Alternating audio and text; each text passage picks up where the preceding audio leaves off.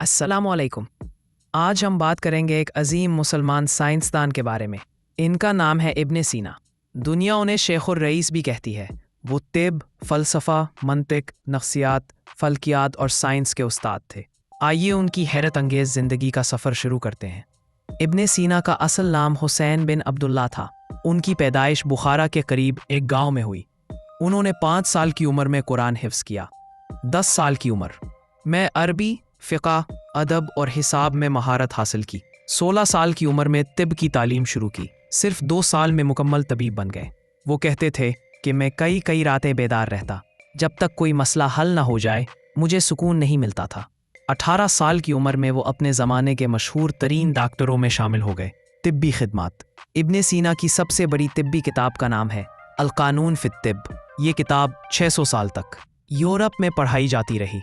इस किताब में दर्ज है बीमारियों की पहचान, इंसानी जिस्म का निज़ाम, दिल और जिगर के अमराज, आँखों के मसाइल, ज़हनी बीमारियों की वजाहत, जर्राही के उसूल और सैकड़ों अद्वियात के नुस्खे। उन्होंने सबसे पहले कहा कि जज्बात का जिस्मानी सेहत पर असर होता है।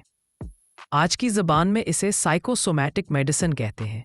साइंस में खिदमात, तबीयात। उन्होंने हरकत का बुनियादी कानून बयान किया। वो कहते थे कि हर चीज़ हरकत में रहती है जब तक कोई चीज़ उसे रोक ना दे। फल्कियात। उन्होंने सितारों की हरकत का मुताला किया, सैयारों के मदार पर तहकीक की, ज़मीन की साख्त के बारे में भी अहम दलाइल पेश किए। कीमिया। उन्होंने कीमिया को खुराफात से निकाला और इसे साइंसी बुनियादों पर कायम किया। लोहे और फौलाद पर तजर्बात किए। नफ्सियात।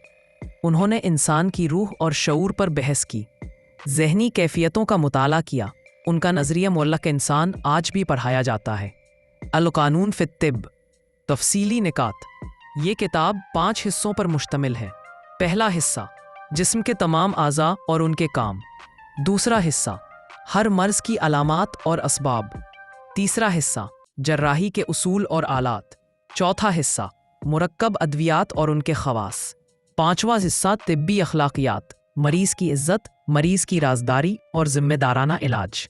फ़लसफ़ा और फ़िक्र। इब्ने सीना के नज़दीक कायनात 3 बुनियादों पर चलती है: वजूद, अक्ल और नफ्स।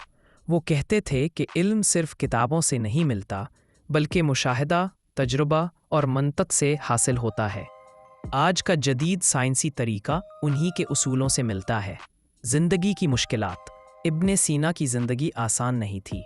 उन्हें सियासी दबाव का सामना हुआ, उन्हें कैद भी किया गया, उन्हें साजिशों और हसद का सामना रहा, लेकिन वो हर हाल में इल्म हासिल करते रहे।